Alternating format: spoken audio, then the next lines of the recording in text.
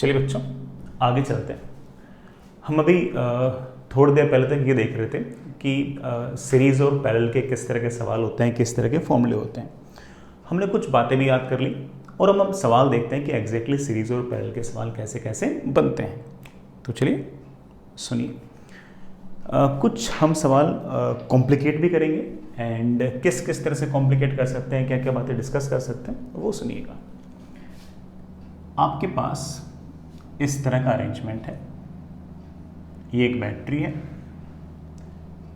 इसका voltage V है, यहां कहीं एक कैपेसिटर है,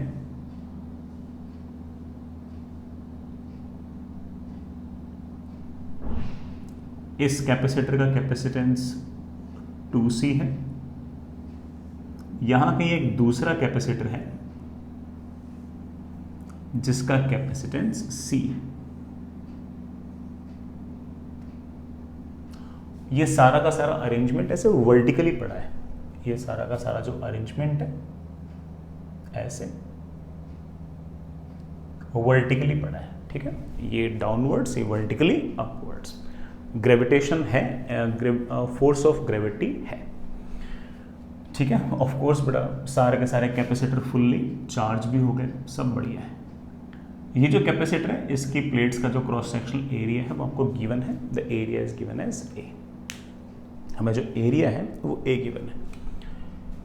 इस कैपेसिटर के बीच में यहां कहीं एक इलेक्ट्रॉन पड़ा है, यहां एक इलेक्ट्रॉन पड़ा है जिसका चार्ज -E है और मास m है, और हमें ये गिवन है कि ये चार्ज पार्टिकल आपका रेस्ट पे है, ये चार्ज पार्टिकल आपका रेस्ट पे है। फेयर ना, इतनी सारी बातें होगी। ये वोल्टेज हमें पता नहीं है, हमें पता करना है। तो सवाल ये है कि ये वोल्टेज कितना रखें कि ये जो इलेक्ट्रॉन है ये रेस्ट पे रहे, ये इक्विलिब्रियम पे रहे। तो सवाल बेटा ऐसे, find voltage of battery such that electron is at equilibrium, कि इलेक्ट्रॉन इक्विलिब्रियम पे रहे। पहले इस बात को सोचते हैं कि इलेक्ट्रॉन इक्विलिब्रियम पे कैसे रह सकता है, बाकी बातें हम बाद में डिस्कस करेंगे।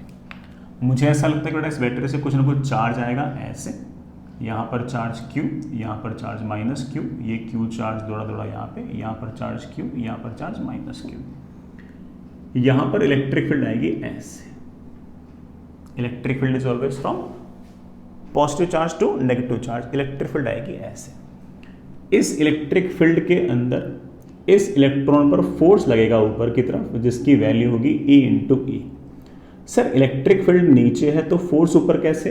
नेगेटिव चार्ज है ना, नेगेटिव चार्ज पर फोर्स किस तरफ लगता है? इलेक्ट्रिक फील्ड के अपोजिट। और नीचे की तरफ आप जानते हैं कि एक फोर्स है, that force is mg, that force is mg। हम जानते हैं कि ऊपर का फोर्स बराबर नीचे का फोर्स। अगर इक्विलिब्रियम चाहते हो तो वी मस्ट से कि E × E should be equal to mg and electric field should be equal to mg/E। लेकिन सर इस इलेक्ट्रिक फील्ड से ये V कैसे निकाल लोगे? निकाल लेंगे बेटा, बड़े आराम से निकाल लेंगे। सोचते हैं ये 2C और ये C, ये दोनों आपके सीरीज में है, तो इक्विवेलेंट कैपेसिटेंस कितना आएगा? 2C × C upon 2C + C। I think that is 2C/3। कुल मिलाकर कितना चार्ज दिया? तो आप बोलो सिर्फ कुल मिलाकर बैटरी ने चार्ज दिया है C equivalent × V, that is 2C/3 × V। ये चार्ज दिया है, जितना चार्ज यहाँ उतना ही चार्ज यहाँ। सीरीज में बेटा हर प्लेट पर चार्ज जो है वो इस प्लेट पर और इस प्लेट पर तो सेम, इस पर और इस पर तो इक्वल एंड अपोजिट। अगर आपको प्लेट पर चार्ज पता है, अगर आपको इस प्लेट पर चार्ज पता है, इस प्लेट पर चार्ज पता है, तो ऑफ कोर्स यहाँ पर हम इलेक्ट्रिक फील्ड तो बड़े आराम से लिख सकते हैं। हम कहेंगे कि इस प्लेट की वजह से इलेक्ट्रिक फील्ड है Q/2A/0, इस -Q चार्ज की वजह से भी है Q/2A/0, तो इलेक्ट्रिक फील्ड की वैल्यू है Q/A/0। बन गया अपना काम, तो बन गया अपना काम, बड़े आराम से काम बन गया। अब हम बड़े आराम से इतना कह सकते हैं कि ये जो Q है इससे हम इलेक्ट्रिक फील्ड निकाल सकते हैं। इस इलेक्ट्रिक फील्ड की जगह हम लिख सकते हैं Q upon A epsilon naught should be equal to mg upon E।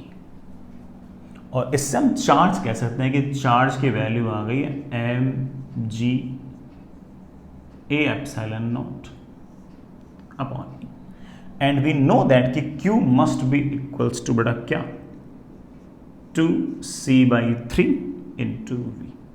हमसे पूछ के रखा था, वोल्टेज पूछ रखा था, हम वोल्टेज बड़े आराम से कह सकते हैं that is 3mg A epsilon not 3mg A epsilon naught upon 2c E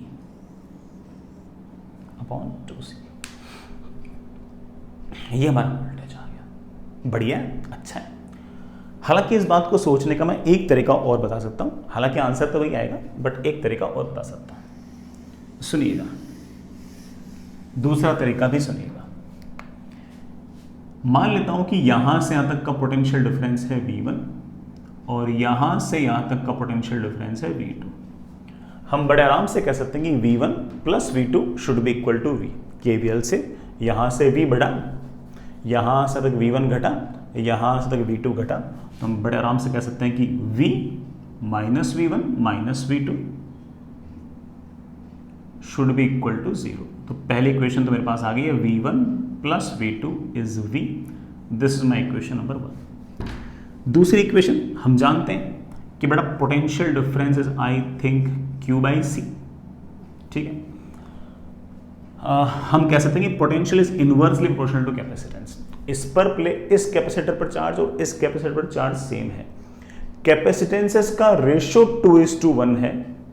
कैपेसिटेंसेस का रेशियो अगर 2:1 है तो पोटेंशियल डिफरेंसेस का रेशियो होना चाहिए 1:2।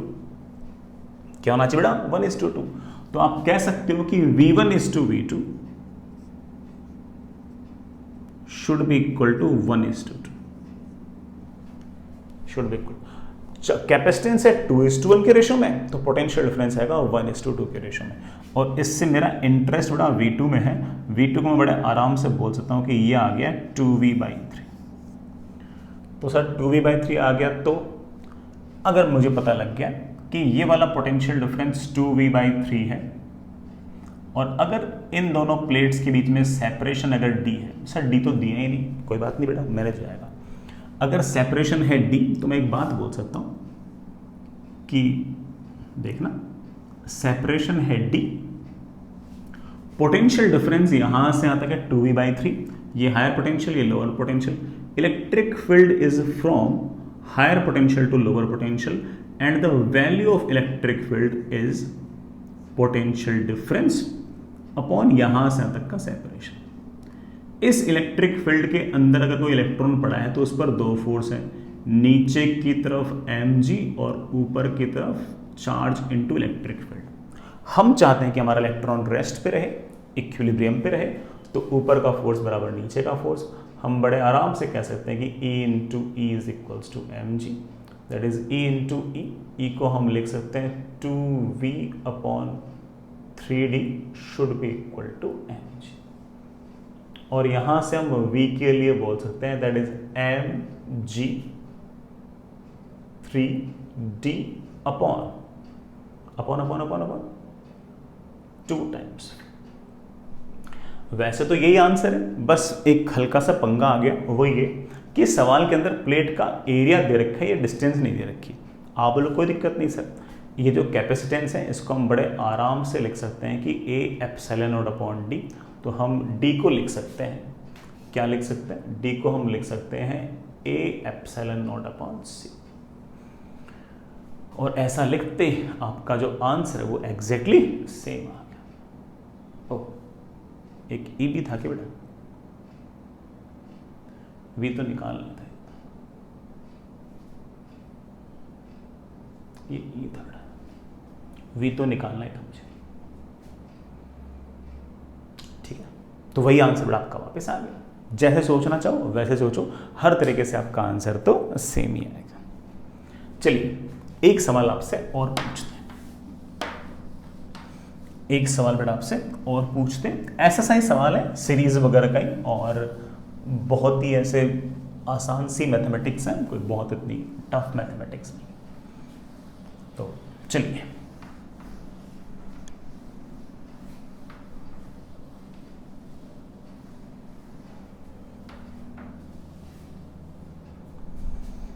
सुनना बच्चों, इस बार आपके पास एक बैटरी है। बैटरी का ईएमएफ ई है, इसके साथ दो कैपेसिटर लगा रखे हैं ऐसे, सीरीज में ही है।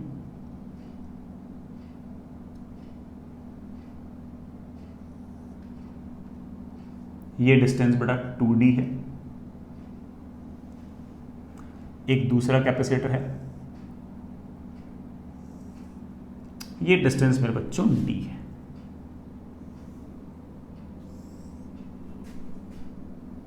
ये डिस्टेंस आपके पास d है। एरिया सेम है बेटा प्लेट्स का,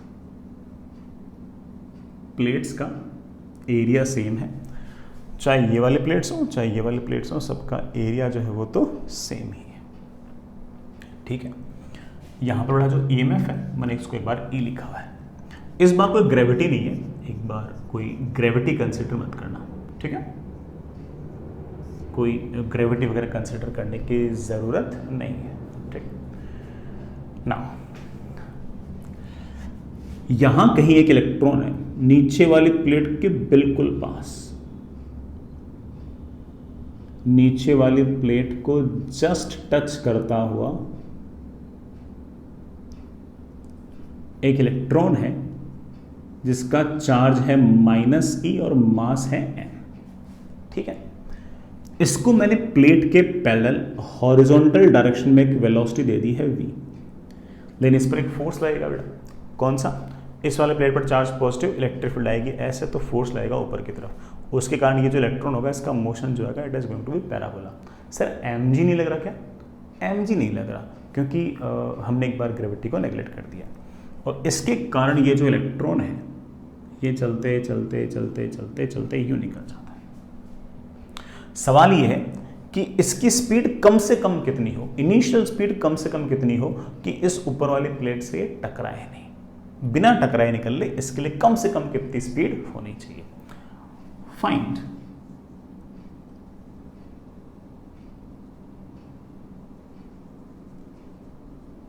minimum value of v such that electron doesn't strike the plate। कम से कम स्पीड कितनी हो कि वो प्लेट से स्ट्राइक ना करे। ठीक है, आई होप आप सवाल तो समझ ही गए होंगे। तो मैं सबसे है ना आसान तरीका बता रहा हूं सोचने का, सबसे आसान तरीका बता रहा हूं, सुनना बेटा। इस बैटरी से चार्ज आया ऐसे, चार्ज आया ऐसे, यहाँ पर चार्ज आया Q, यहाँ पर चार्ज आया -Q, ये Q भागा भागा यहाँ आ गया, यहाँ चार्ज आया Q, यहाँ चार्ज आया -Q। यहाँ पर इलेक्ट्रिक फील्ड आएगी of course Q/2A epsilon not, यहाँ पर इलेक्ट्रिक फील्ड आएगी Q/2A एप्सिलॉन नॉट। हम Q भी निकाल सकते हैं, अगेन C इक्विवेलेंट की बातें कर कर आके सब बढ़िया तरीके से। मैं एक बात बोलना चाहता हूँ कि यहाँ पर जो इलेक्ट्रिक फील्ड आएगी और यहाँ पर जो इलेक्ट्रिक फील्ड आएगी वो तो सेम आएगी। यहाँ चार्ज सेम, यहाँ चार्ज सेम, इलेक्ट्रिक फील्ड आएगी ऐसे, इस प्लेट की वजह से Q/2A एप्सिलॉन नॉट, इस प्लेट की वजह से Q/2A एप्सिलॉन नॉट, तो नेट इलेक्ट्रिक फील्ड आ जाएगी Q/A एप्सिलॉन नॉट। वही इलेक्ट्रिक फील्ड यहाँ आएगी, और ये इलेक्ट्रिक फील्ड निकालने का सबसे आसान तरीका ये है कि पूरे में KVL लगा दो। फाइनली जब चार्ज हो जाएगा तो जितने बेटा रेजिस्टेंस वगैरह उनके अक्रॉस पोटेंशियल डिफरेंस तो IR होता है। जब फुल्ली चार्ज हो जाते हैं कैपेसिटर्स, देन इन वायर्स के अंदर आपका करंट तो जीरो जाता है कि नहीं? तो एक काम करते हैं, यहाँ का पोटेंशियल जीरो, चलते जाओ चलते जाओ चलते जाओ, बैटरी के लोअर एंड से हायर एंड जाऊंगा तो पोटेंशियल बढ़ेगा, कितना E, चलते जाओ चलते जाओ चलते जाओ, इलेक्ट्रिक फील्ड की तरफ जाऊंगा तो पोटेंशियल घटेगा कितना, E इंटू यहां से यहां तक का डिस्टेंस 2D है कि नहीं। चलते जाओ चलते जाओ चलते जाओ, इलेक्ट्रिक फील्ड की तरफ जाऊंगा तो पोटेंशियल घटेगा कितना घटेगा, ED। चलते चलते चलते जहां से चले थे वहीं पहुंच गए and that should be equal to 0 और इलेक्ट्रिक फील्ड की वैल्यू आ गई है EMF अपॉन 3D। काम बन गया हमारा। तो अब हम कह सकते हैं कि ये रही प्लेट। अच्छा बच्चों, मैं एक बात बोलना भूल गया, हमें इस सवाल के अंदर ना इस प्लेट की ये लेंथ गिवन है, इसके बिना बेटा सवाल नहीं होगा, मुझे बोलना चाहिए था शुरुआत में। ये लेंथ गिवन है प्लेट की, ये वाला जो लेंथ है ये गिवन है आपको, ठीक है, इसके बिना बड़ा सवाल नहीं कर सकते बात। अब ये रहा आपका इलेक्ट्रॉन, इस इलेक्ट्रॉन के पास वेलोसिटी है सामने की तरफ v, ऊपर की तरफ फोर्स है E इंटू ई, तो ऊपर की तरफ एक्सलरेशन है E अपॉन m, जिसकी वैल्यू आ गई है E। इलेक्ट्रिक फील्ड की वैल्यू है EMF अपॉन 3D, मैं 3md लिख दूं। वेलोसिटी है सामने, एक्सलरेशन है ऊपर। जब भी एक्सलरेशन कांस्टेंट होता है तो सिर्फ और सिर्फ दो ही तरह के मोशन होते हैं, या तो स्ट्रेट लाइन या पैराबोला। वेलोसिटी और एक्सलरेशन बीच में एंगल 0 तो स्ट्रेट लाइन, वेलोसिटी और एक्सलरेशन बीच में एंगल 180 तो स्ट्रेट लाइन, अदरवाइज पैराबोला। तो बड़ा मोशन कैसा होगा इलेक्ट्रॉन का, पैराबोला। लेकिन कैसा, आप बोलो सर एक्सलरेशन ऊपर है तो it should B parabola mouth opening upwards, it should be like parabola mouth opening upwards, ऐसा होना चाहिए, ऐसा होना चाहिए। कर देंगे। अब हम इधर की तरफ x एक्सिस और इधर की तरफ y एक्सिस, जब प्लेट के साइड से गुजरेगा तो y डायरेक्शन में हम जानते हैं कि डिस्प्लेसमेंट कितना है, d should be equal to y direction में displacement is always initial velocity along y direction into time plus half into acceleration along y direction into time का स्क्वायर। y डायरेक्शन में यहां से चलते चलते चलते अगर प्लेट के साइड से गुजरा है तो डिस्प्लेसमेंट हो गया d। ये है बड़ा y डायरेक्शन में डिस्प्लेसमेंट इलेक्ट्रॉन का। इनिशियल वेलोसिटी y डायरेक्शन में कितनी है, 0। सारी के सारी वेलोसिटी तो आपकी x के अलोंग है, तो आप कह सकते हो initial velocity 0 plus half into acceleration along y direction that is E upon 3md into time का स्क्वायर। तो टाइम की वैल्यू आ गई मेरे पास, बड़ा टाइम की वैल्यू आ गई and that time is under root of 6m upon E into D. इस टाइम के अंदर पार्टिकल का x एक्सिस के अलोंग डिस्प्लेसमेंट क्या होना चाहिए। आप बोलोगे सर पार्टिकल का डिस्प्लेसमेंट x एक्सिस के अलोंग अगर L से कम हुआ तो स्ट्राइक कर जाएगा, L से तो ज्यादा होना चाहिए, L से अगर ज्यादा होगा तो ऑफ कोर्स ये पार्टिकल चलते चलते चलते चलते चलते यूं निकल जाएगा। तो अगर हम चाहते हैं कि ये वाला पार्टिकल इस प्लेट से स्ट्राइक ना करे तो x एक्सिस के अलोंग इस पार्टिकल का जो डिस्प्लेसमेंट है वो जस्ट L से ज्यादा होना चाहिए। वैसे अगर L कर दूंगा तो जस्ट इस कोने पर स्ट्राइक करेगी, और अगर L से अगर ज्यादा होगा तो यूं निकल जाएगी, यूं निकल जाएगी, ऐसे निकल जाएगी। तो I just want the displacement along x axis should be greater then 0। What is the displacement along x axis. तो आप बोलोगे सर x एक्सिस के अलोंग वेलोसिटी इनटू टाइम। भाई x एक्सिस के अलोंग तो कोई एक्सेलरेशन तो है नहीं, तो आप बोल दो वेलोसिटी इनटू टाइम। वेलोसिटी तो ठीक है बेटा, इनटू टाइम, टाइम कितना है, root of 6m d upon electron का charge EMF should be greater than L। तुम्हारे पास आंसर आ गया कि V should be greater than L upon D under root of, ये लीजिए हमारी जो वेलोसिटी है it should be greater than L by D under root of E upon 6m।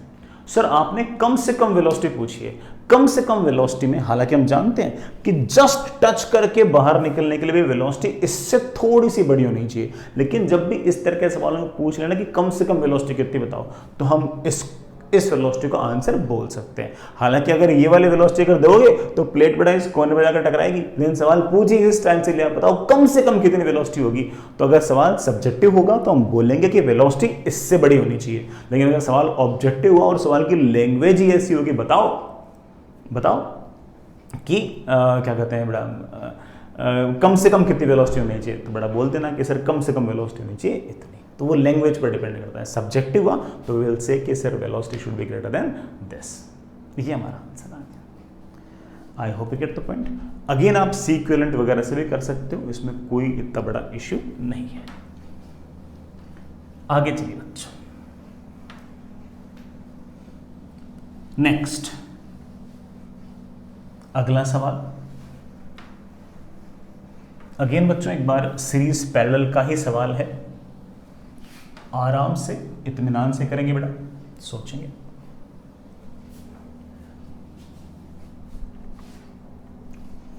सवाल ऐसा बच्चों,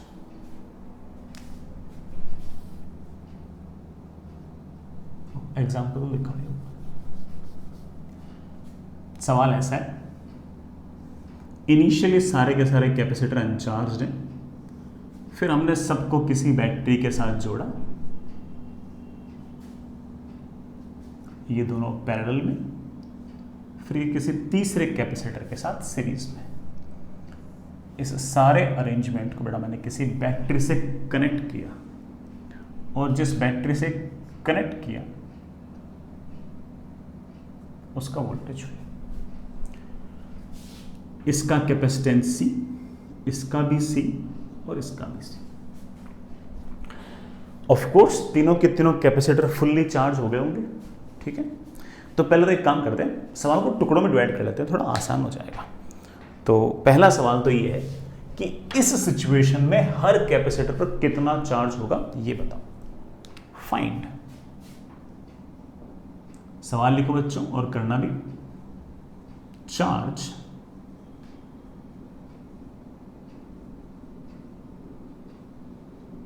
on each capacitor, her capacitor पर चार्ज बताओ। बिल्कुल बताएंगे। ये C और ये C दोनों कैसे हैं? पैरेलल। पैरेलल में C इक्विवेलेंट होता है C1 प्लस C2, तो कितना हो गया 2C। ये 2C और ये C आपस में कैसे हैं? सीरीज। तो C इक्विवेलेंट आएगा 2C into C upon 2C plus C, that comes out to be 2C/3।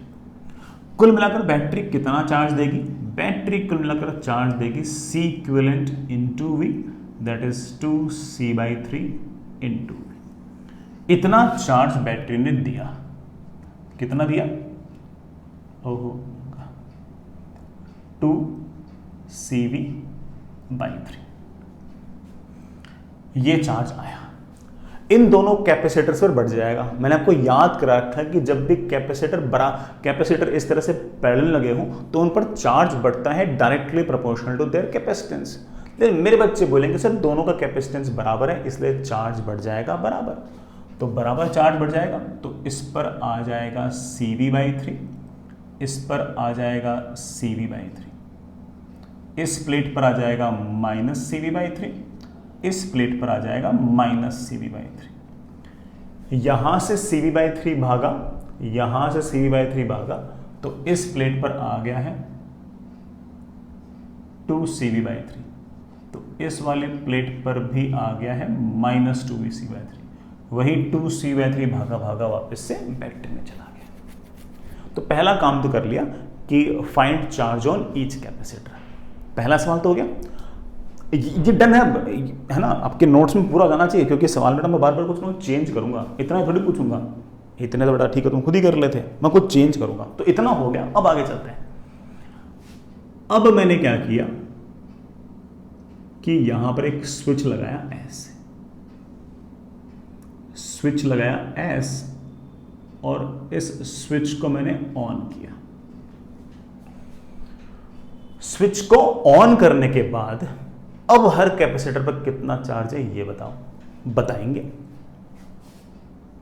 Find charge on each capacitor after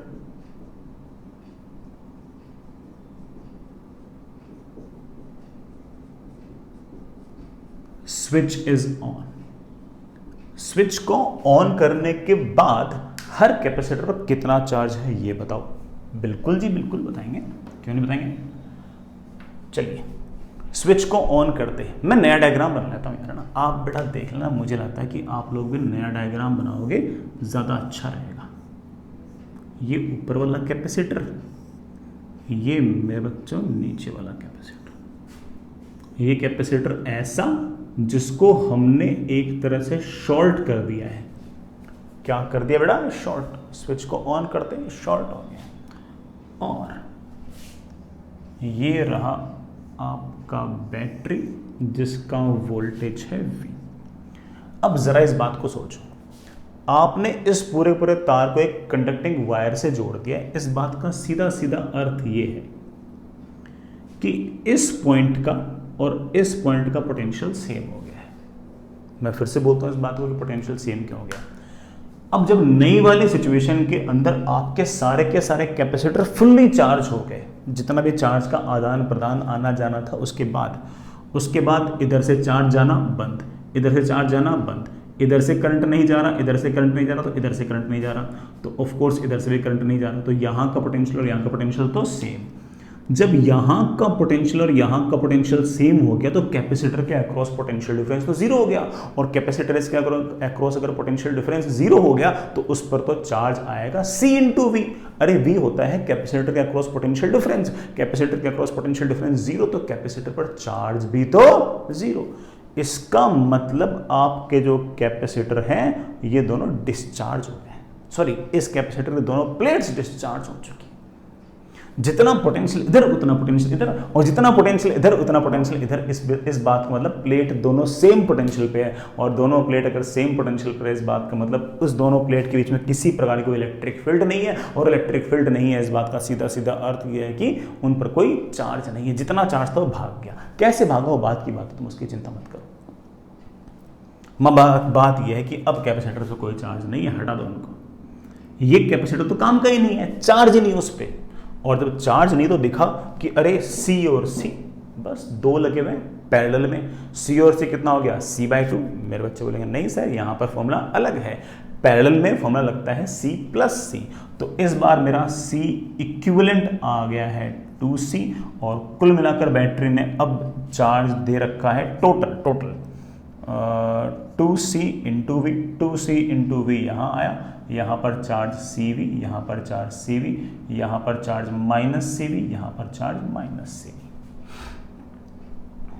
बस सर इन प्लेट्स पर चार्ज क्यों नहीं लिख रहे? बड़ा आप कहते हो तो लिख देता हूँ। इस प्लेट पर चार्ज 0, इस प्लेट पर चार्ज 0। ये कैपेसिटर तो यहाँ पर सिर्फ और सिर्फ डिजाइन के लिए लगा रखा है, इसका सर्किट में कोई रोल ही नहीं है, क्योंकि यहाँ से तक का पोटेंशियल डिफरेंस 0, तो ऑफ कोर्स कैपेसिटर पर चार्ज 0, कैपेसिटर पर चार्ज 0, इसका कोई रोल है ही नहीं। सिर्फ इन दोनों कैपेसिटर ने कोई चार्ज स्टोर कर रखा है, कोई एनर्जी स्टोर कर रखी है। इन कैपेसिटर के अक्रॉस कोई पोटेंशियल डिफरेंस है, इसके अक्रॉस तो कोई पोटेंशियल डिफरेंस कुछ भी नहीं है।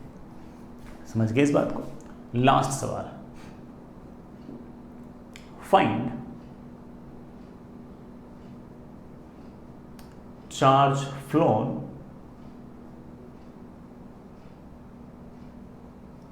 Through switch. स्विच से कितना चार्ज फ्लो हुआ? स्विच से कितना टोटल चार्ज फ्लो हुआ है? इस स्विच से कितना चार्ज फ्लो हुआ है? सोचते हैं।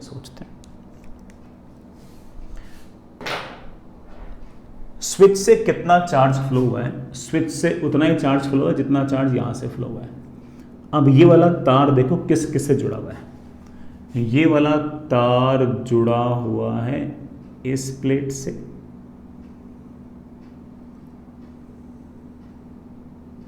इस प्लेट से, और इस प्लेट से। ये जो स्विच का ये वाला तार है ये जुड़ा हुआ है इस प्लेट से, इस प्लेट से, और इस प्लेट से। इन तीनों प्लेट्स के पास मिलाकर शुरुआत में जो इनिशियल चार्ज था वो था -CV/3 -CV/3 +2CV/3। Initial charge आ गया 0। अब इन तीनों प्लेट्स के पास कुल मिलाकर चार्ज आ गया, जोड़ना this plus this plus this, final charge कुल मिलाकर आ गया -2CV। इन तीनों प्लेट के पास मिलाकर पहले चार्ज 0 था, इन तीनों प्लेट के पास मिलाकर अब चार्ज है -2CV। इसका मतलब इसमें से 2CV चार्ज भाग गया है, फरार हो गया है। कहां से फरार हुआ? आप बोलोगे सर इन तीनों प्लेट को अगर देखूं तो ये तीनों प्लेट आपस में जुड़ी हुई हैं, बाकी जो चार्ज भाग सकता है वो तो सिर्फ यहां से भाग सकता है। तो पक्की बात है कि यहां से 2CV चार्ज भाग गया होगा, क्योंकि इन तीनों प्लेट के पास मिलाकर नेट चार्ज पहले 0 था और अब इन तीनों प्लेट के पास मिलाकर चार्ज -2CV है। इसका मतलब जरूर यहां से 2CV चार्ज भागा होगा कभी ना कभी, शुरुआत में भागा होगा। और जब आपके कैपेसिटर फुल्ली चार्ज हो गया तो इतना आपका फाइनल चार्ज आ गया। This is the final condition. तो इतना नेट चार्ज भागा है स्टेडी स्टेट आने से पहले तक। एक बार जो स्टेडी स्टेट आ गया उसके बाद तो आप जानते हो कि यहां भी करंट 0, यहां भी करंट 0, यहां भी करंट 0, यहां भी करंट 0, लेकिन स्टेडी स्टेट आने में समय लगता है और उस समय से पहले इस स्विच से कुल मिलाकर कितना चार्ज भाग गया मेरे बच्चों? 2CV। तो 2CV आपका नेट चार्ज इस स्विच से भाग गया। I really hope you get the point. और मैंने कोशिश ही की कि ना इसको मैं टुकड़ों में डिवाइड कर दूं जिससे आप लोग सारा का सारा मामला समझ जाओ। ठीक, आगे चलते हैं, आगे चलिए। नेक्स्ट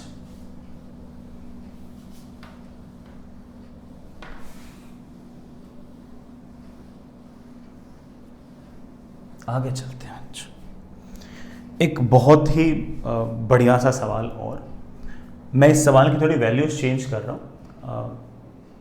जेई ने IIT एडवांस में ये सवाल पूछा है और सवाल में वैल्यूज डिफरेंट थी, मैं थोड़ी वैल्यूज डिफरेंट यूज़ कर रहा हूँ। ठीक है, और अगेन सवाल टफ है इसलिए मैं डायरेक्ट सवाल नहीं पूछ रहा, मैं उसको अगेन पार्ट्स में डिवाइड कर रहा हूँ। You will like it. सुनिएगा बच्चों, सवाल ऐसा है, ये एक कैपेसिटर, ये एक रजिस्टर,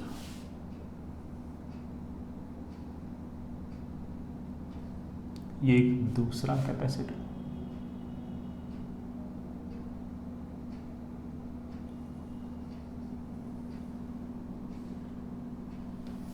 ये एक दूसरा रजिस्टर।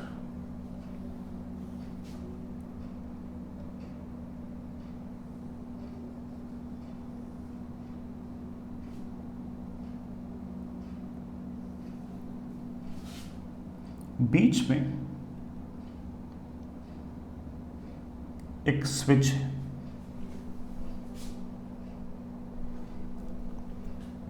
बीच में एक स्विच है। This one is 6 microfarad, this one is 6 ohm, this one is 3 microfarad, this one is 3 ohm. इस पूरे अरेंजमेंट को मैंने एक बैटरी से कनेक्ट कर रखा है, ऐसी बैटरी से कनेक्ट कर रखा है जिसका EMF 120 वोल्ट, जिसका EMF 120 वोल्ट है। सवाल सुनिए, find charge on each capacitor. बेटा हर कैपेसिटर पर कितना चार्ज है? कुछ भी नहीं बोल रहा, इसका मतलब ये कि मैं स्टेडी स्टेट पर पूछा है। आपका ये स्विच ऑफ है इसलिए ये वाला तार दिखाओ ना दिखाओ कोई फर्क नहीं पड़ता। ठीक, बिल्कुल कर देंगे। थोड़ी देर तक करंट जाएगा जाएगा जाएगा जाएगा, करंट जाएगा जाएगा जाएगा, कभी ना कभी आपका जो कैपेसिटर है वो फुल्ली चार्ज हो जाएगा। जैसे ही कैपेसिटर फुल्ली चार्ज हो गया, इस तार में से करंट जाना बंद।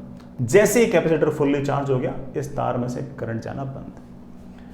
फिर अगर यहां का पोटेंशियल जीरो, यहां का जीरो, यहां का जीरो, यहां का 120 वोल्ट, यहां का 120 वोल्ट, यहां का 120 वोल्ट, यहां का 120 वोल्ट, करंट तो जा नहीं रहा है, तो यहां का पोटेंशियल भी 0 वोल्ट और यहां का पोटेंशियल भी 0 वोल्ट। कैपेसिटर के अक्रॉस पोटेंशियल डिफरेंस आ गया 120, तो चार्ज आ गया CV 720। यहां पर चार्ज आ गया 720 माइक्रोकूलम, यहां पर चार्ज आ गया -720 माइक्रोकूलम। 120 इंटू 3 बड़ा कितना आ गया 360। इस वाली प्लेट पर आ गया +360 माइक्रोकूलम और इस वाली प्लेट पर आ गया -360 माइक्रोकूलम। तो स्टेडी स्टेट में हर कैपेसिटर के पास इतना इतना चार्ज है शुरुआत में। बढ़िया बात है। फाइंड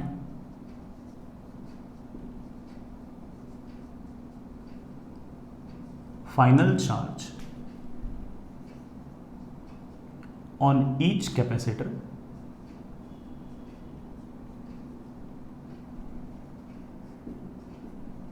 after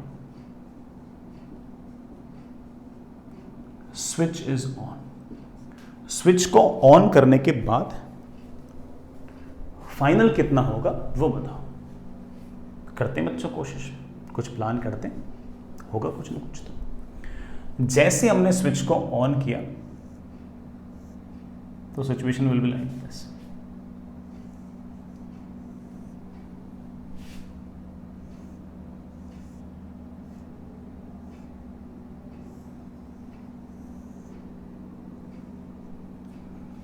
ये स्विच ऑन है, इसका मतलब यहां का पोटेंशियल और यहां का पोटेंशियल सेम है। ये आपके पास सारा का सारा अरेंजमेंट यू, ये 120 वोल्ट। अब मेरे बच्चे इस बात को बड़े आराम से रिलेट कर सकते हैं कि इस पॉइंट पर तो पोटेंशियल 0 वोल्ट पहले भी था, अब भी 0 वोल्ट है। इस पॉइंट पर भी पोटेंशियल 0 वोल्ट, इस पॉइंट पर पोटेंशियल 0 वोल्ट। तो अगर मैं इनके बीच में अगर कोई स्विच लगा भी दूंगा तो भी इस स्विच में किसी प्रकार का कोई भी करंट ही नहीं आएगा। भाई स्विच को ऑन करने से पहले भी यहां पर पोटेंशियल और यहां पर पोटेंशियल तो सेम थे।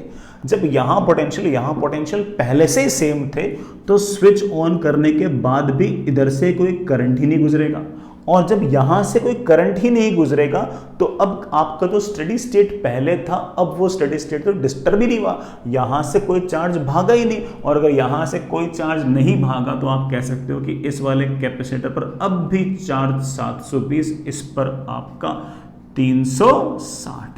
और कोई मुझसे पूछ ले कि इस स्विच में से कितना चार्ज दौड़ेगा, तो हम बड़े आराम से जवाब दे देंगे कि इस स्विच में से किसी प्रकार का कोई चार्ज नहीं गया है। द रीजन इज कि स्विच का कोई ना कोई रेजिस्टेंस तो हो गया होगा, हम दिखा नहीं रहे, वो अलग बात है।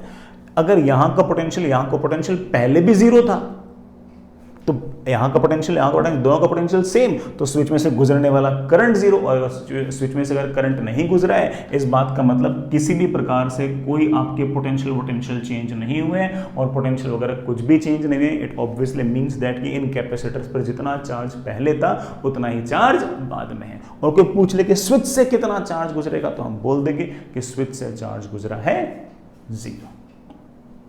आई रियली होप समझ में आ गया होगा। तो इस केस में जो कहानी पहले थी वही कहानी मेरे बच्चों बाद में। चलिए एक और करते हैं। हो सकता है कि बेटा इस बार कहानी स्विच ऑन करने से पहले अलग हो और ऑन करने के बाद में अलग हो। देख लेंगे, कोई चिंता नहीं, पर इतना तो कर लेंगे। आपके पास इस तरह का अरेंजमेंट, कैपेसिटर,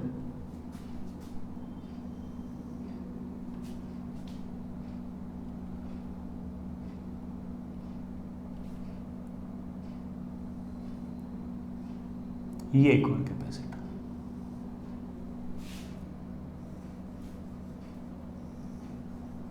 ये दो रेजिस्टेंस,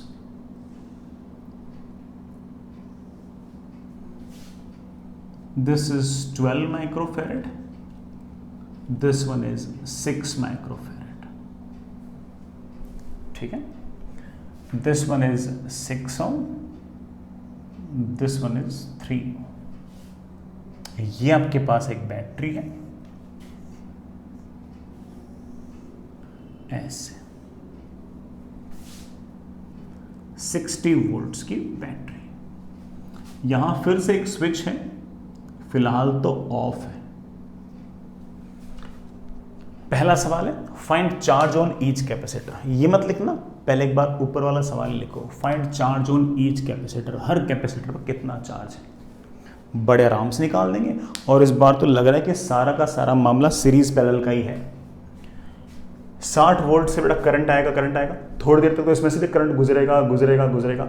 स्विच ऑफ है तो भूल जाओ इसको, एक बार भूल जाओ। करंट जाएगा, फिर कभी न कभी आपके कैपेसिटर फुल्ली चार्ज रहेंगे, तो यहां से कोई करंट नहीं गुजरेगा, दोनों कैपेसिटर हो गए फुल्ली चार्ज्ड। नीचे से जरूर करंट लगातार चलता जाएगा, वो ठीक है। तो जब भी स्टेडी स्टेट आएगी उस टाइम कहानी कुछ ऐसी होगी, करंट यूं आएगा,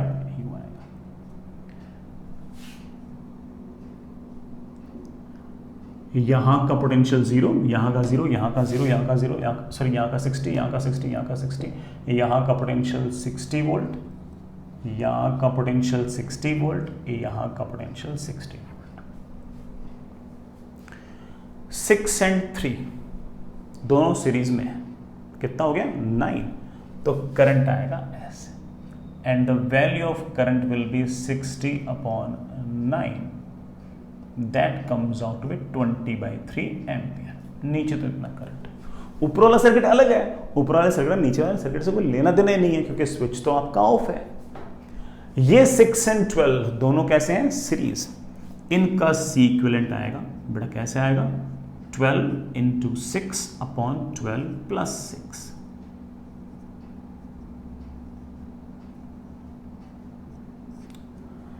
चार माइक्रोफैरड, पोटेंशियल डिफरेंस है 60, सी इक्विवेलेंट है 4, तो कुल मिलाकर जो नेट चार्ज आया होगा that will C equivalent × V, that is 4 microfarad × 60। मेरे पास ये आ गया 240 माइक्रोकूलम। तो यहाँ पर चार्ज आया होगा 240 माइक्रोकूलम, यहाँ पर -240 माइक्रोकूलम, यहाँ पर आएगा +240, यहाँ पर आया होगा -240 माइक्रोकूलम। लेकिन जब ये चार्ज एक बार आ गया, फिर ऊपर से करंट जाना हो गया बंद हो गया करंट, फिर सारा का सारा करंट तो नीचे से जा रहा है। कर दिया अपन ने, बढ़िया कर दिया, अच्छा कर दिया। अब दूसरा सवाल, find final charge on each capacitor after switch is on. बेटा यहाँ पर स्विच लगा था, उसको ऑन करते ही अब कैपेसिटर पर कितना चार्ज होगा। अब बेटा चार्ज अलग अलग होगा यार, निकाल देंगे, हमें कोई लोड नहीं है। हम तो एक बार डायग्राम छोटा सा और बना लेते हैं, एक और डायग्राम बना लेते हैं। यही डायग्राम एक तरह से रिपीट ही कर रहा हूं।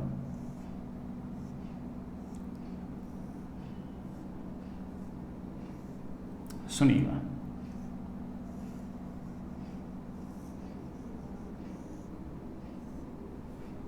ये हमने स्विच ऑन कर दिया ऐसे। अब फिर से वही कहानी,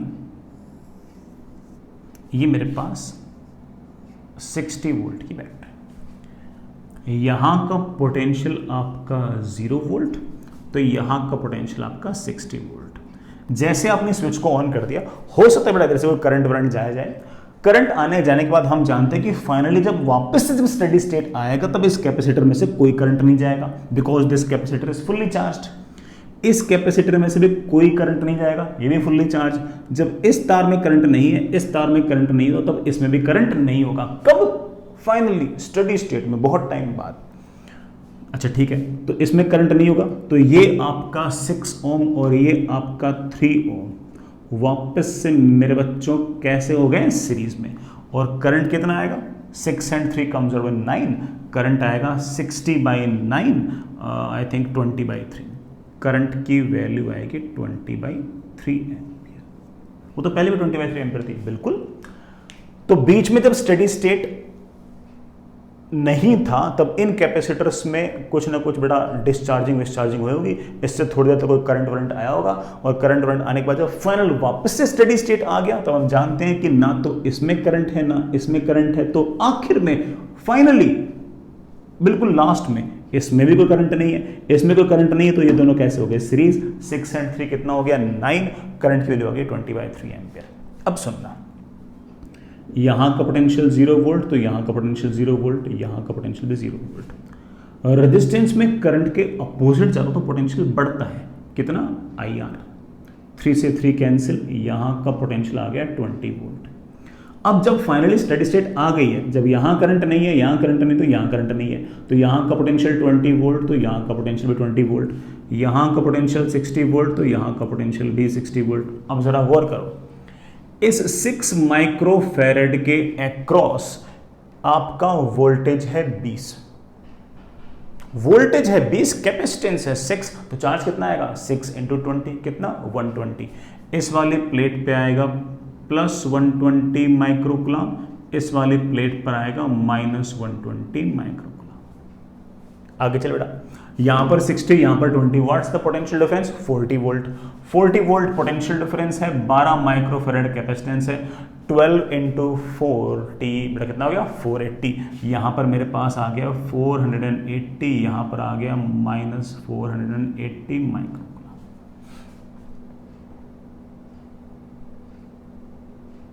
ये हमारा फाइनल है। सर इस बार ही दोनों कैपेसिटर सीरीज में नहीं है क्या? नहीं, इस टाइम पर दोनों कैपेसिटर सीरीज में थे, इस बार दोनों कैपेसिटर सीरीज में नहीं है। सर अंतर कैसा है? अंतर इसलिए है क्योंकि दोनों कैपेसिटर पर चार्ज सेम नहीं है। जब आपने स्विच ऑन कर दिया तो थोड़ी देर तक हो सकता है कि करंट यहां चला गया हो और इस कारण से इस प्लेट पर और इस प्लेट पर चार्ज इक्विवेलेंट अपोजिट नहीं आया और इस कारण से सारा का सारा सिस्टम सीरीज में नहीं है।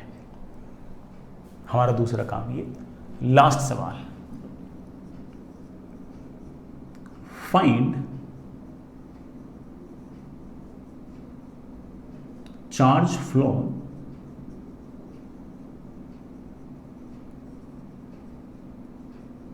थ्रू स्विच, स्विच से कितना चार्ज फ्लो किया। तो एक चीज गौर करना, इस प्लेट और इस प्लेट के पास इनिशियल चार्ज कितना है?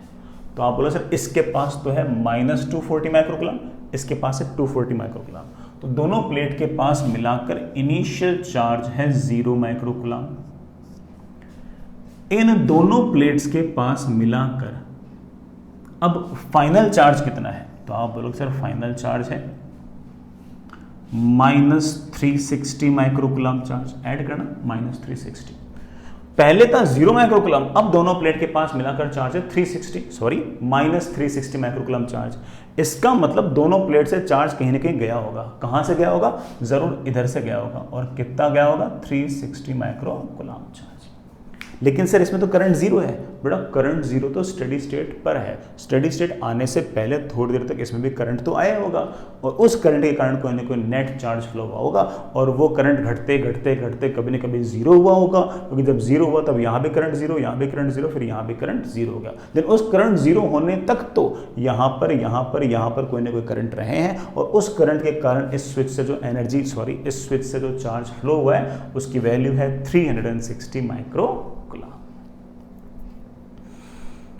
I hope you get the point. तो हमारे पास जो चार्ज है जो इस स्विच से फ्लो किया है दैट इज 360 माइक्रोकुलम।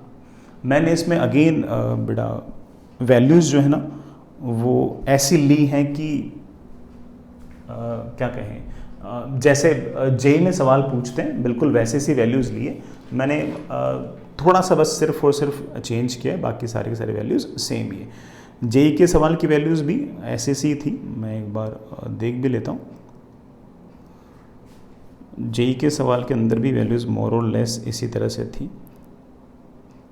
हाँ, जेई में 3 and 6 ऐसे थी, बाकी सवाल मोर और लेस सेम ही था, कोई बहुत बड़ा अंतर नहीं था, बाकी सारा सवाल एग्जैक्टली सेम था। मैंने सोचा कि वो वाला सवाल तो बेटा आप करोगे, तो मैंने इस तरह से आपसे एक दूसरा सवाल पूछ लिया। I hope it will work. आगे चलते हैं बच्चों।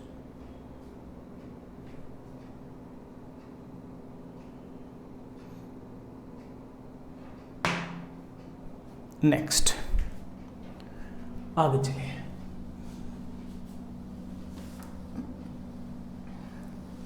चलिए आपसे ऐसा ही एक सवाल और पूछ लेता हूँ, जेई वाला ही पूछ लेता हूँ, आपकी प्रैक्टिस हो जाएगी है ना। हालांकि आपको ये वाला सवाल शीट में भी दिख जाएगा, बट चलिए कर लेते हैं। मुझे ऐसा लगा कि हो सकता है कि बच्चों को हल्की फुल्की इसमें दिक्कत आई हो, तो एक सवाल को कर लो, 2 सवाल एक जैसे से हो जाएंगे तो हमारा काम बन जाएगा, क्या दिक्कत है ना। तो हमारे पास इस तरह का अरेंजमेंट है, capacitor,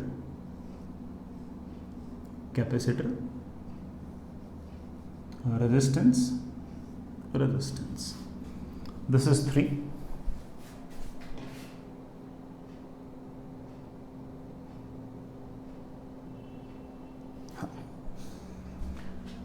this is 3 microfarad, this one is 6 microfarad, this one is 3 ohm, this one is 6 ohm। मैंने इस सारे अरेंजमेंट को एक बैटरी से कनेक्ट कर रखा है, जिस बैटरी का वोल्टेज 9 वोल्ट, ठीक। यहां कहीं कोई स्विच है, मैं उसको S बोल दूं, ठीक। Find charge on capacitors when switch is off। जब स्विच ऑफ है तब आपके कैपेसिटर्स पर कितना चार्ज है। बहुत इजी, थोड़ी देर तक तो करंट यू भी आएगा और यू भी आएगा, फिर थोड़ी देर बाद में इन कैपेसिटर्स में से करंट जाना हो जाएगा बंद, क्योंकि दोनों कैपेसिटर फुल्ली चार्ज हो गए, फिर सारा करंट नीचे से निकल लेगा, ठीक है। ये दोनों आप देख ही रहे हो सीरीज में है, जुड़े हुए भी हैं, और जो चार्ज इस पे वही चार्ज इसमें, क्योंकि स्विच तो ऑफ है, यहां से तो चार्ज भाग ही नहीं सकता। 6 and 3 इनका इक्विवेलेंट कैपेसिटेंस आप कहो सर सीरीज में है, इसलिए 6 × 3 अपॉन 6 + 3 दैट इज 2 माइक्रोफैरड। यहां का पोटेंशियल 0, यहां का पोटेंशियल 9, तो जो चार्ज आएगा that will be C equivalent × V। C equivalent है 2 माइक्रोफैरड, पोटेंशियल है आपका 18 वोल्ट, सॉरी पोटेंशियल आपका 9 वोल्ट, तो answer comes out to be 18 microcoulomb. Answer मतलब charge, this is 18 microcoulomb, this is -18 microcoulomb, this is 18 microcoulomb, this is -18 microcoulomb charge. Fair enough. अगला सवाल, find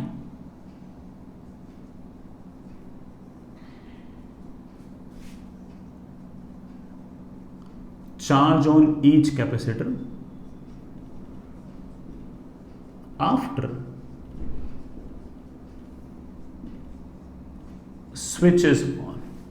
switch को on करने के बाद हर कैपेसिटर पर कितना चार्ज आएगा वो निकालते हैं, बिल्कुल निकालते हैं। जैसे हमने स्विच को ऑन कर दिया, अब डायग्राम थोड़ा डिफरेंट होगा।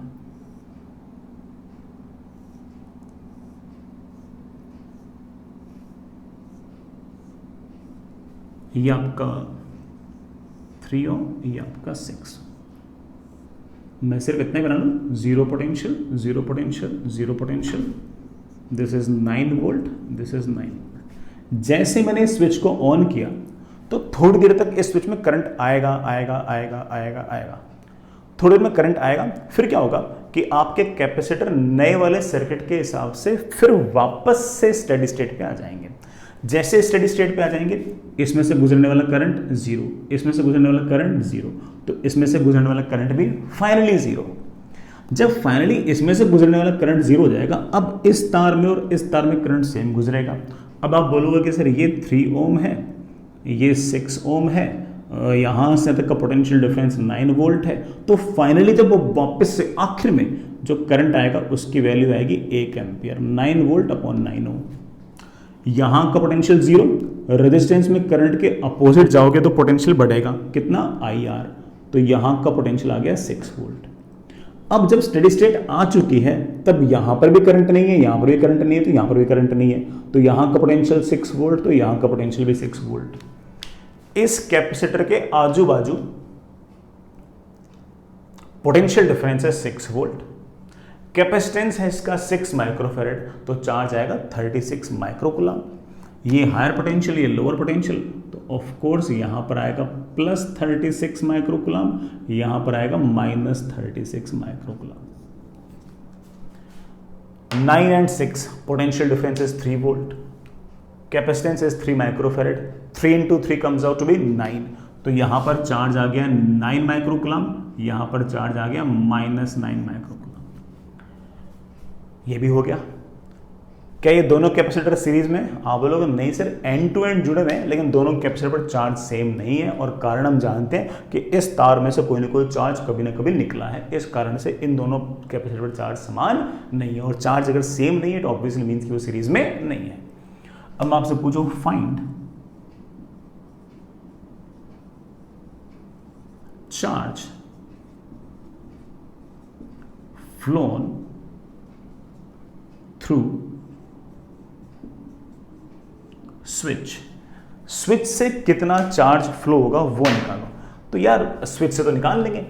इस प्लेट को और इस प्लेट को गौर से देखो, इस पर -18 माइक्रोकुलम, इस पर +18 माइक्रोकुलम, तो इसका दोनों प्लेट पर मिलाकर शुरुआत में चार्ज है 0, और दोनों प्लेट पर मिलाकर फाइनल चार्ज है -9 and 36, फाइनल चार्ज है आई थिंक 27 माइक्रोकुलम आ गया वो, 36 एंड -9 कितना हो गया? 27 माइक्रोकुलम। दोनों प्लेट के पास मिलाकर पहले 0 था और अब 27 माइक्रोकुलम चार्ज है। कहां से आया होगा? आप बोल सकते ऑफ कोर्स यहां से आया होगा। तो कभी ना कभी बेटा यहां पर कोई ना कोई चार्ज निकला है और उस चार्ज की वैल्यू है 27 माइक्रोकुलम।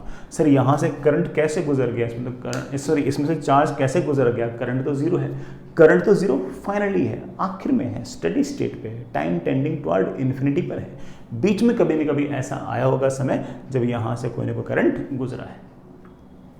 ठीक है, आगे चलते हैं। चलिए बच्चों, बढ़िया सवाल है। ये बात थी हमारे सीरीज पैरेलल वगैरह की। आगे चलते हैं। Next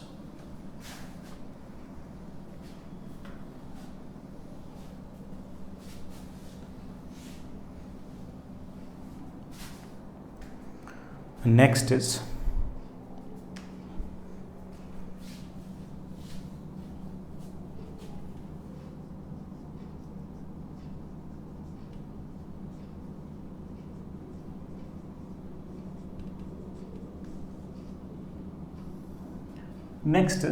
Wheatstone bridge.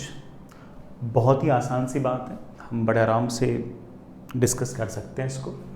हालांकि मोर और लेस वही बातें हैं जो हम लोगों ने रेजिस्टेंस में पढ़ी थी।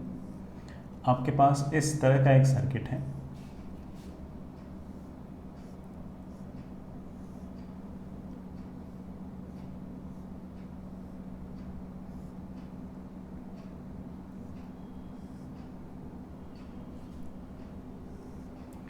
इसका कैपेसिटेंस C1, इसका C2, इसका C3, इसका C4 और ये एक और कैपेसिटर, इसका कैपेसिटेंस लेट से C5। ठीक है, मैं इस पॉइंट को A कह रहा हूं, इस पॉइंट को B कह रहा हूं, इस पॉइंट को C कह रहा हूं और मैं इस पॉइंट को D कह रहा हूं। मुझे मैथमेटिकली ऐसी कंडीशन निकालनी है कि C5 पर कोई चार्ज ना हो। तो इसे एज ए सवाल मान लो, हालांकि इसे हम फिर बाद में एज ए थ्योरी याद कर लेंगे, बट इसे एक बार के लिए आप एज ए सवाल मान लो। सवाल ऐसा है, find condition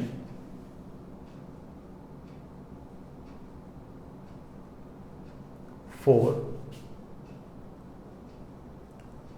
charge on C5 to be 0। किस कंडीशन में C5 पर चार्ज 0 होगा? कैपेसिटर पर चार्ज का फॉर्मूला होता है Q = CV। Q 0 तो potential difference 0, potential difference 0 obviously means कि C पॉइंट पर और D पॉइंट पर पोटेंशियल सेम है। It means that VC = VD। Fair enough. ये बेटा ज़रूर किसी न किसी बैटरी से कनेक्टेड होगा, वहाँ से कोई ना कोई चार्ज आया होगा। इधर मान लो Q चार्ज आया तो सामने वाले प्लेट पर -Q, तो यहाँ से Q भाग गया, इधर जा नहीं सकता क्योंकि सवाल में लिखा हुआ है कि C5 पर कोई चार्ज नहीं है, तो ये Q दौड़ा यहाँ पहुँचा, यहाँ पर Q, तो यहाँ पर -Q, यहाँ से Q चलते चलते वापस। मान लेते हैं इधर की तरफ स्मॉल q आया, यहाँ पर Q आया तो यहाँ से Q भाग गया, तो यहाँ पर -Q, ये -Q भागा इधर गया, इधर से कोई चार्ज आ नहीं सकता क्योंकि ये वाली प्लेट तो अनचार्ज्ड है, तो यहाँ पर आ गया Q, यहाँ पर आ गया -Q, यहाँ से Q वापस आ गया, वही Q + Q वापस चला गया, वही Q + Q वापस आ गया। इस Q को हम बड़े आराम से लिख सकते हैं, this Q is C1 into potential difference VA minus VC.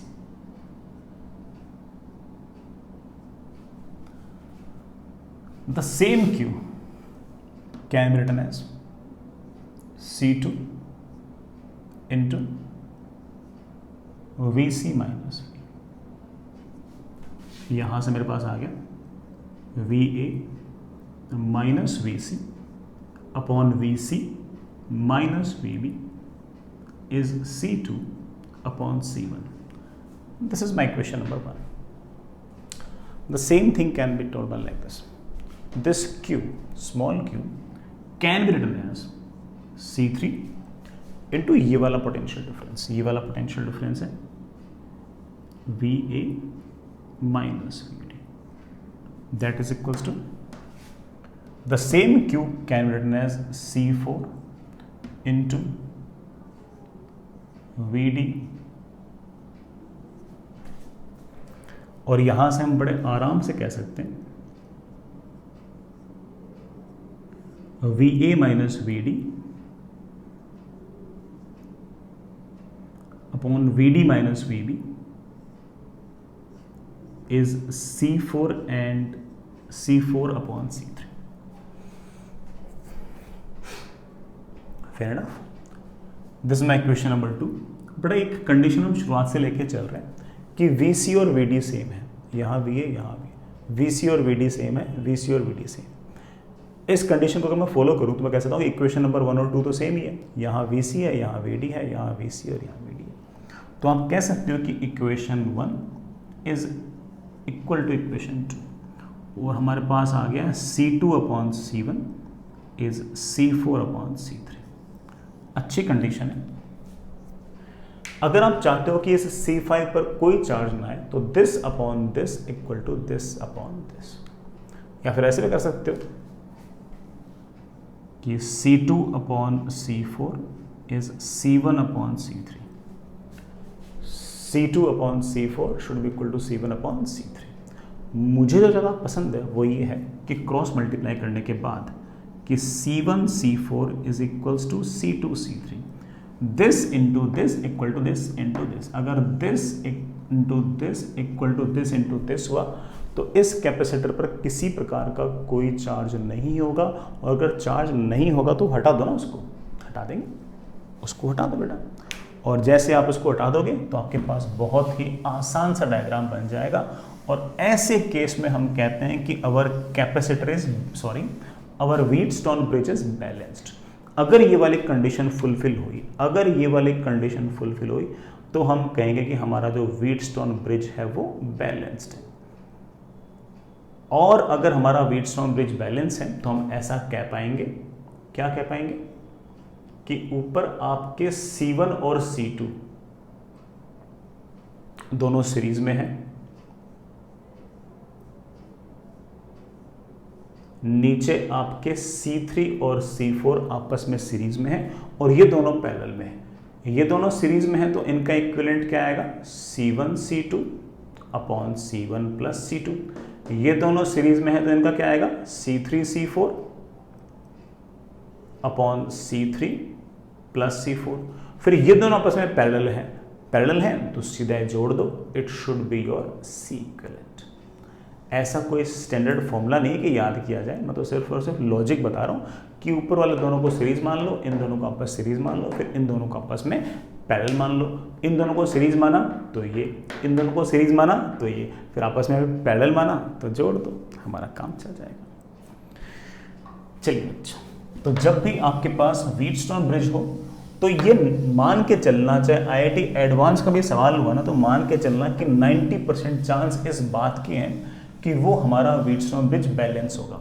अगर बैलेंस नहीं हुआ तब भी मैं आपको करना सिखाऊंगा, ये मैंने आपको तब भी सिखाया था जब मैंने रेजिस्टेंस पढ़ा था, मैंने आपको उस टाइम भी सिखाया था, मैं वापस से सिखा दूंगा कि अगर मान लो कि अब फिर से अगर व्हीटस्टोन ब्रिज अगर बैलेंस नहीं हुआ तो क्या होगा। हालांकि वहाँ पर तो अपन ने और भी बहुत सारे काम किए थे, एक स्टार डेल्टा मेथड भी किया था, वैसा स्टार डेल्टा मेथड यहाँ पर तो नहीं है हमारे लिए तो, लेकिन हमारा काम ऐसे भी चल जाएगा। जैसे मैं आपसे पूछूं छोटा सा सवाल,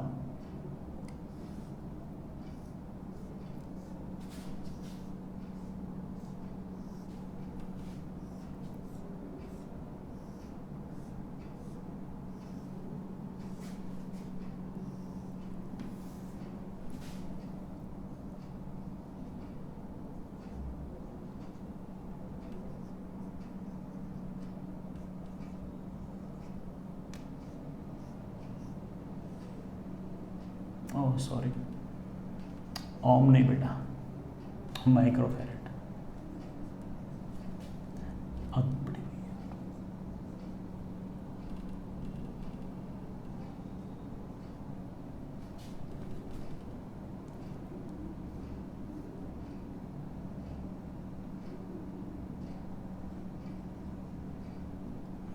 ये बड़ा आपका पॉइंट ए, ये बड़ा आपका point B. Find equivalent capacitance across A B के अक्रॉस इक्विवेलेंट कैपेसिटेंस कितना होगा, बिल्कुल निकालेंगे। क्या ये व्हीटस्टोन ब्रिज है? हाँ जी हाँ बिल्कुल है, उसमें कोई डिस्कशन है ही नहीं। क्या ये बैलेंस्ड है? 6 × 5 30, 10 × 3 30। ऑफ कोर्स ये कैपेसिटेंस, सॉरी ये आपका व्हीटस्टोन ब्रिज बैलेंस्ड है। बैलेंस्ड है तो इस कैपेसिटर पर किसी प्रकार का कोई चार्ज नहीं आएगा, तो हटा दो उसको। ये 6 और 3 दोनों बेटा कैसे हैं?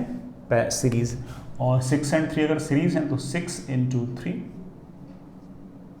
ये तो 2 हो गया, तो ऊपर वाला तो आ गया आपके पास 2 माइक्रोफैरेड। एक कैपेसिटेंस नीचे, ये दोनों आपके सीरीज में है। सीरीज में है तो क्या? सीरीज में है तो 10 × 5/15 कितना आ गया? 10/3। अब ये दोनों कैपेसिटर आपके पैरेलल में है, और अगर पैरेलल में है तो C इक्विवेलेंट आएगा 2 + 10/3, आई थिंक दैट इज 16/3। तो C इक्विवेलेंट आपके पास आ गया 16/3 माइक्रोफैरेड, ये हमारा आंसर। तो जब भी व्हीटस्टोन ब्रिज आए तो हम बड़े आराम से इस तरह से काम निपटा सकते हैं, कोई बहुत बड़ा ऐसा टास्क नहीं है। और जैसे मैंने कहा कि अक्सर आपके जो व्हीटस्टोन ब्रिज होंगे वो मोस्टली बैलेंस्ड ही होंगे, आपको कभी ऐसे खास टेंशन लेने की ज़रूरत पड़ेगी नहीं, आपका काम तो ऐसे ही बड़े आराम से बन जाएगा। ठीक है, आगे चलते हैं बच्चों। अब बात आती है वो कि अगर मान लो व्हीटस्टोन ब्रिज बैलेंस ना हुआ तो क्या होगा, सोचते हैं। एक एग्जांपल लेते हैं, हमारे पास इस तरह का अरेंजमेंट है। This is 5 microfarad. This is 5 microfarad. This is 10 microfarad. This is 10 microfarad.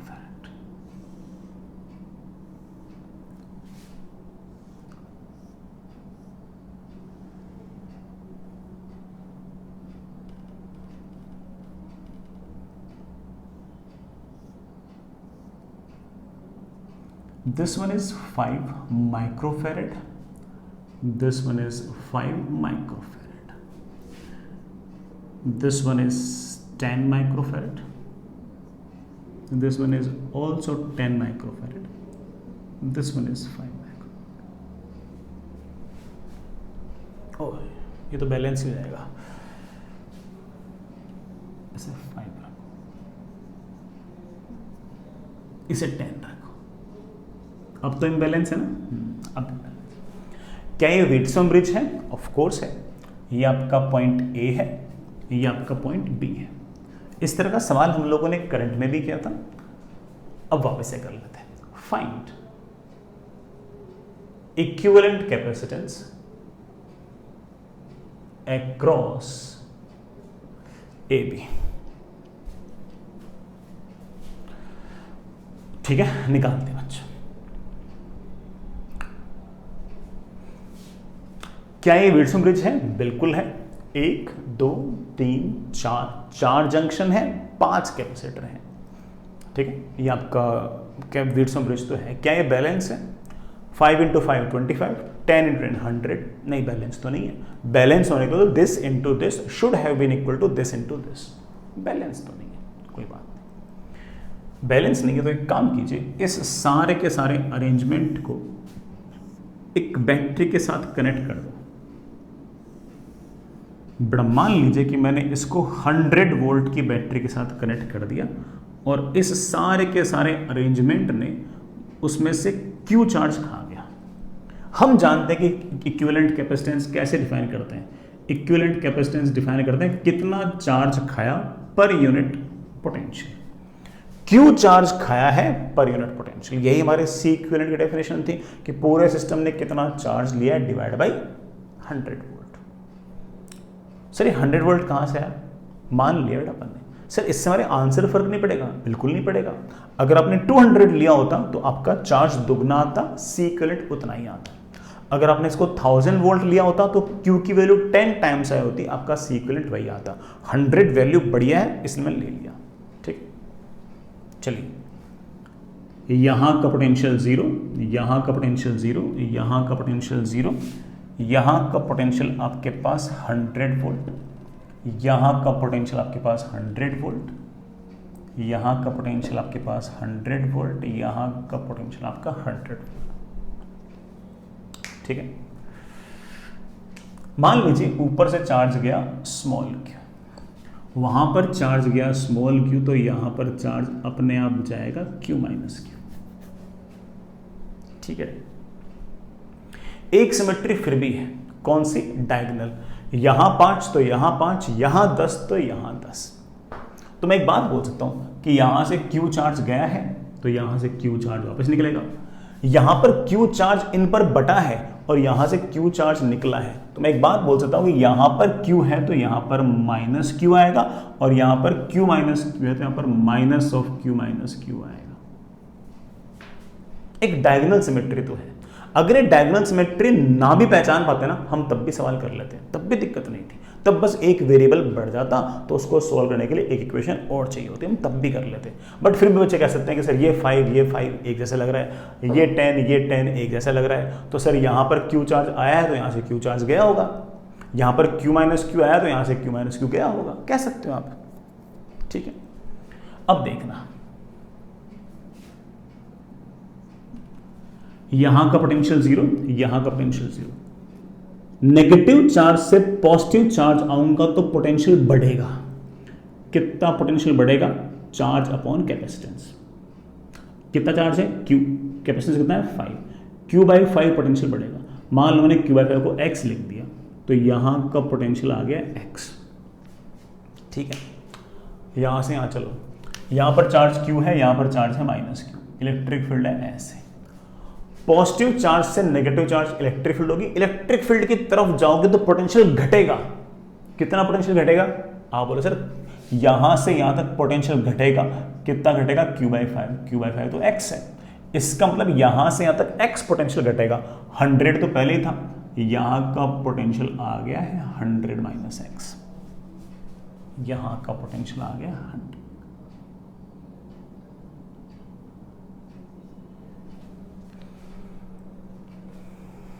अब सुनो,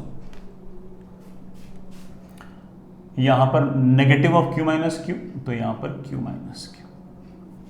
फेयर एनफ। ये वाली प्लेट, ये वाली प्लेट और ये वाली प्लेट, इन तीनों प्लेट के पास इनिशियल चार्ज आपका 0 था, तो फाइनल चार्ज भी नेट कितना होना चाहिए? 0। इन तीनों प्लेट्स पर नेट चार्ज लिख लीजिए और उसको 0 कर दीजिए। शुरुआत में सारी की सारी प्लेट्स न्यूट्रल थी, तो हर प्लेट पर चार्ज 0 0 0। अब हर प्लेट पर चार्ज 0 ऐसा तो नहीं होगा, लेकिन इतना जरूर है कि तीनों पर समतुल्य भी 0 होगा, किसी पर पॉजिटिव किसी पर नेगेटिव। इस प्लेट पर अगर चार्ज लिखना है तो मैंने तुम्हें सिखा रखा है, that is C5 into potential difference. इस प्लेट पर अगर लिखना होता है तो दिस माइनस दिस, इस प्लेट पर अगर लिखना होता है तो this minus this. 100 minus x यहां का पोटेंशियल, यहां का आपका 100, तो बेटा जी इस वाले प्लेट पर आप बड़े आराम से लिख सकते हो, आएगा this minus this, this minus this किया तो 100 100 कैंसिल, सिर्फ और सिर्फ माइनस x बच गया प्लस। इस वाले प्लेट पर बड़े आराम से लिख दूंगा कितना चार्ज आएगा, इस वाले प्लेट पर चार्ज आएगा कितना आएगा, इस वाले प्लेट पर चार्ज आएगा मेरे पास कितना बेटा, कैपेसिटेंस तो है 10 माइक्रोफेरेड, दिस माइनस दिस, सीधा का सीधा आ गया 100 माइनस एक्स, कितना आ गया 100 माइनस एक्स। इस पर कितना, इस पर आएगा 5 into this minus this, 100 minus x minus x, 100 minus 2x, तीनों का sum should be equal to 0। मेरे पास आ गया minus x plus 200 minus 2x plus 100 minus 2x should be equal to 0। हमारे पास आ गया 5x is equals to 300, x comes out to be 60 volt, और x comes out to be 60 volt, तो यहां का पोटेंशियल है 60 वोल्ट, तो यहां का पोटेंशियल है 40 वोल्ट, यहां का पोटेंशियल 40 वोल्ट। अब तुम बड़े आराम से कह सकते हैं, यहां का पोटेंशियल 60 वोल्ट, यहां का पोटेंशियल 0, तो यहां पर चार्ज मेरे बच्चा आएगा 60 इन माइनस 0 इंटू 5 300 माइक्रोकुलम, यहां पर अपने आप आएगा माइनस 300 माइक्रोकुलम। यहाँ का पोटेंशियल 40, यहाँ का potential 0, what is the potential difference 40, 40 into 10 कितना आ गया 400, तो यहाँ का पोटेंशियल सॉरी यहाँ का चार्ज आ गया 400 माइक्रोकुलम, यहाँ पर आ गया माइनस 400 माइक्रोकुलम। 400 यहाँ से भागा, 300 यहाँ से भागा, कुल मिलाकर चार्ज आ गया 700 माइक्रोकुलम। किसी ने मुझसे पूछा कि इक्विवेलेंट कैपेसिटेंस कितना होगा, इक्विवेलेंट कैपेसिटेंस होगा कितना चार्ज भागा, कितना चार्ज भागा 700 माइक्रोकुलम, कितने वोल्ट पे 100 वोल्ट पे डिवाइड किया, तो that is 7 coulomb upon volt is farad, तो दैट इज 7 माइक्रो फेरेड। ये मेरा आंसर आ गया, ये हमारा आंसर। कोई कहते सर केवीएल से हो सकता है क्या, बिल्कुल हो सकता है, केवीएल वगैरह से भी हो जाएगा, केवीएल वगैरह से भी सारे के सारे आंसर बिल्कुल बढ़िया आएंगे, कोई दिक्कत नहीं आएगी। मैं आपको करके भी दिखा देता हूँ केवीएल से भी कैसे आंसर आ सकते हैं, मैं दिखाता हूं। और सेम सवाल सेम वैल्यूज, हालांकि मैं भूल गया क्या वैल्यूज थी, देखते हैं। सेम बिल्कुल सेम सवाल बड़े आराम से हो जाएगा। जैसे मेरे ख्याल से मेरा सवाल शायद ऐसा था, 5 microfarad 10 microfarad 10 microfarad 5 microfarad, this one was 5, this one was 5, this one was 10, this one was 10, और हमने इसको एक बैटरी से लगा रखा था।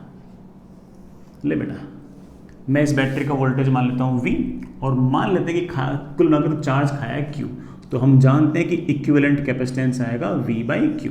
100 वोल्ट ही मान सकते हो, मैंने भी मान लिया।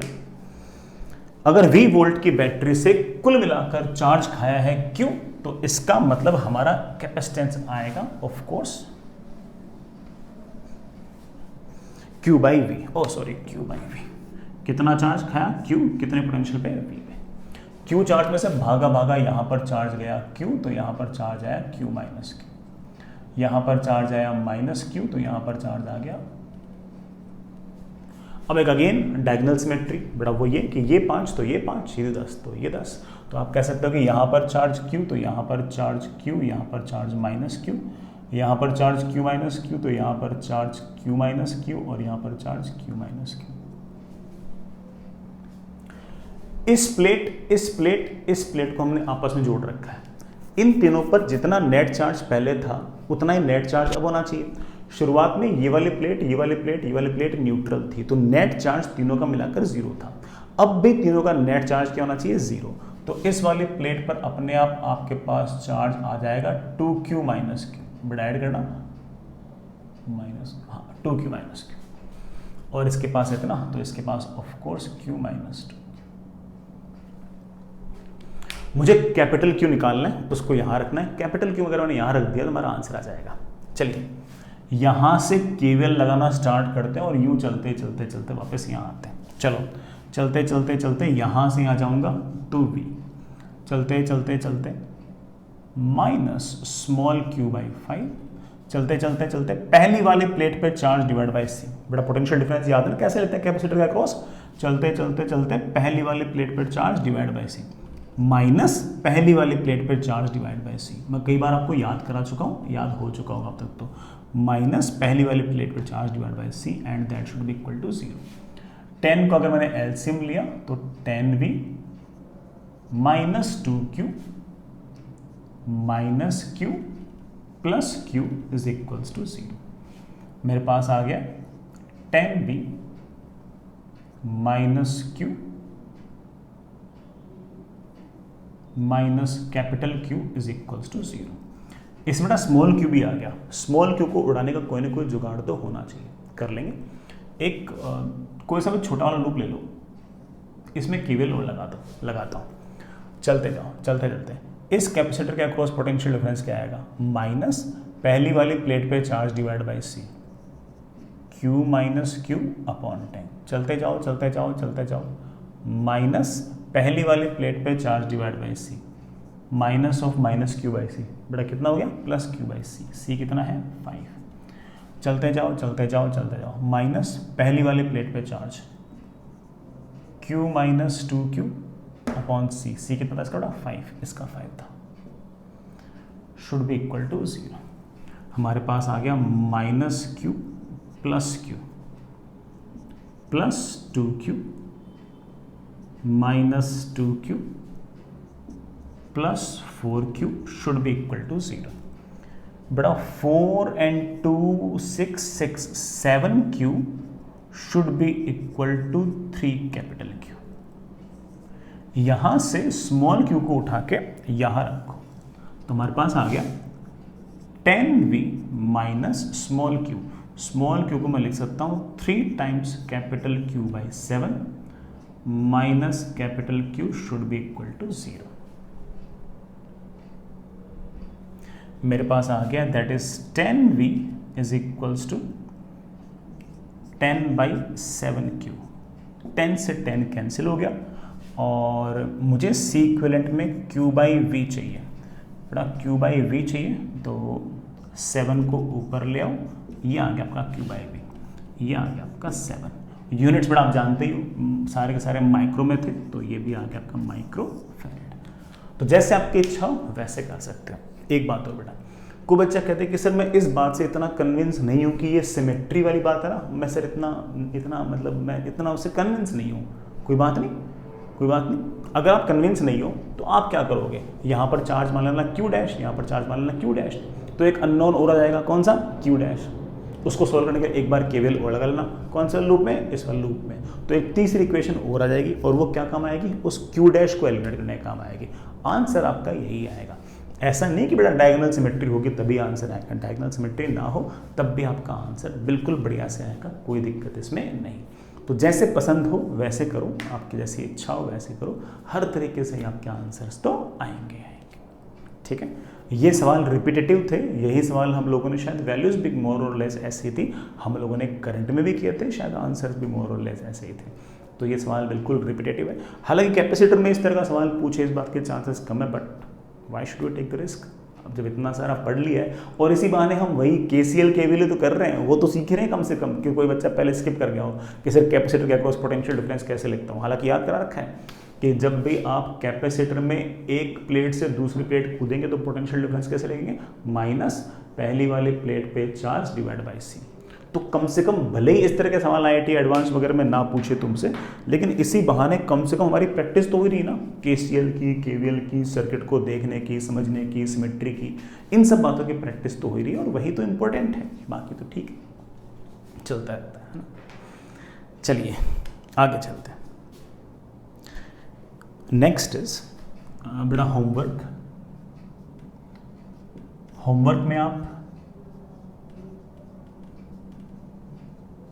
कैपेसिटेंस की शीट में एक्सरसाइज 1 के पार्ट 1 पार्ट 2 में सेक्शन ABC निपटा सकते हो।